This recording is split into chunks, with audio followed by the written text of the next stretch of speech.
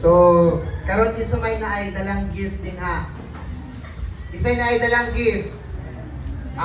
Ako wala jud ko'y dalang gift nga kanang inyong makita nga lang inyong gipotos. Ako ang gidala nga gift is ang akong asawa ug akong anak. Welcome back to Born to Praise TV channel. We are created to praise and worship God. Okay, so last time, wala man to sila na nakakuyog kay naabot sila sa Pikas nga Church, sa Baptist Church nga karon nakakuyog sila. Salamat kid kaayos Ginoo. Unya kanunay Manilang gipangita nga pakuyogon, so karon nakakuyog na gyud. So salamat kay sino ana. So bless gyud kaayo ko sa imong ana nga bahin. Unya karon niingon ang pulong sa Ginoo, every good gift and every perfect gift is from above.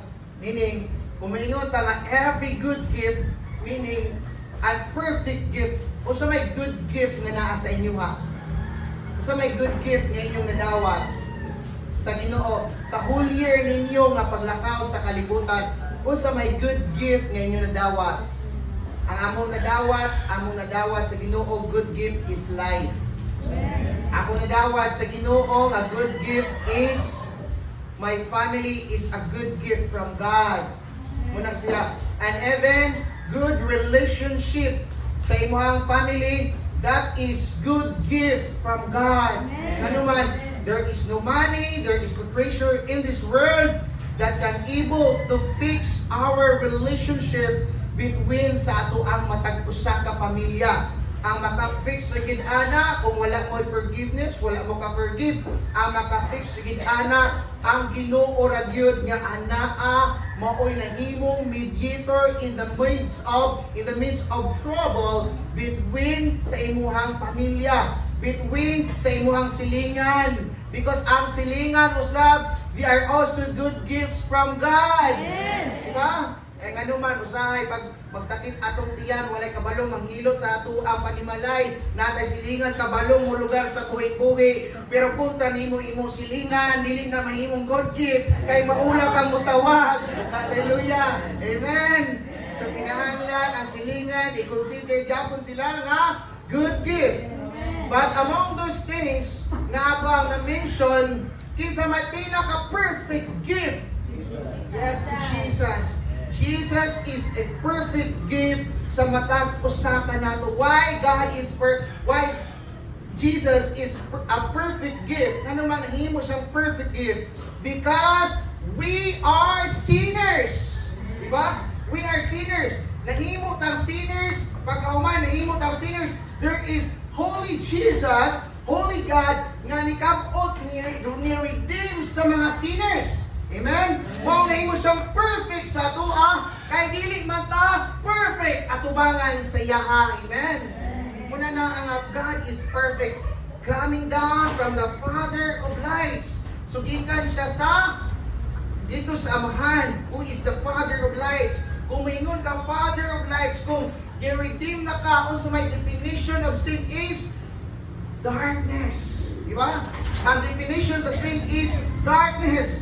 When God sent His Son, He redeemed us from darkness to light. That is why Jesus is a perfect gift, with whom there is no variation or shadow due to change.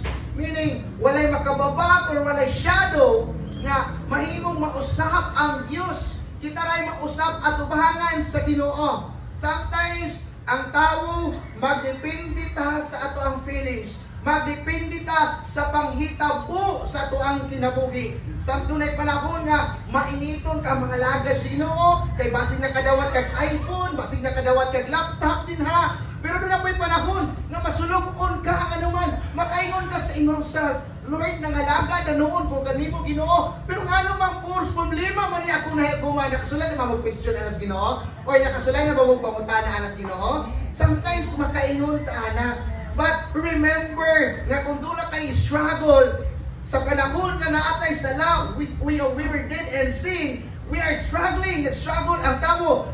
Meaning that is darkness, that is problem. Pero sa panahon na nito nga si Jesus, doon na na'y kahayan. Doon na na'y restoration. Doon na dahil redemption, amen? So ingon ana gyapon. So meaning dili tanang panahon kagubot pabot sa kinabuhi. Doon na gid yung kalinaw. So next, let's proceed atong ano ni mga verses. In Matthew chapter 2 verse 6. Unsa man ato mo ta mag-survey diriha? Matthew chapter 2 verse 6. Unsa man na tribe si Jesus? Ang tribe ni Jesus is Judah.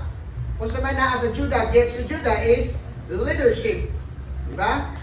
Ang naa sa Judah is leadership atong masahon. Matthew chapter 6 verse 2.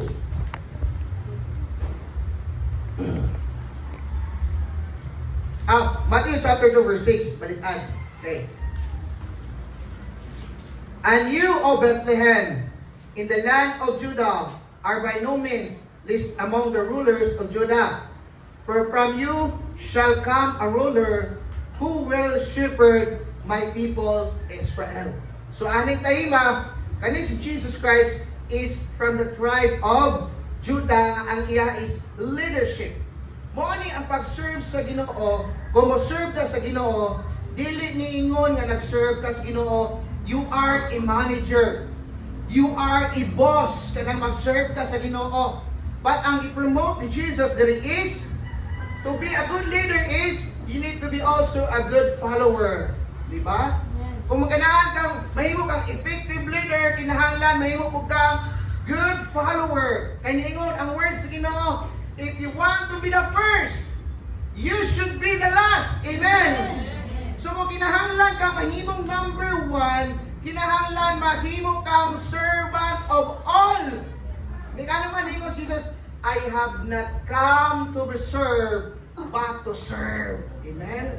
Wala niya na si Jesus, aron serbisyuhan, kundi nga ari si Lord, aron mo serve. Nga mo serve man si Lord? Nga mo serve man si Jesus? Because dili ta makaserve sa ato ang kaugalingon. Because we were dead in sin. How could we serve? Kung saan nato pag-serve ang atong selves kung did ta sa sin, di ba? Dili ka itong mahatag ang service mo lang. Si Jesus mo ay naghimo ato. In verse 10, ato ta sa verse 10. When they saw the stars, they rejoiced exceedingly with great joy. Katunin wala kayong 3 diha. Wise men. Okay. Wala na ka-mention diha 3 wise men or any king sinha. Wala na nag-mention diha. Kay kana si gitawag nila si Baltasar, si Melchor, si Caspar. Kana sila yung mga hari dito sa Persia, sa Arabia o sa India.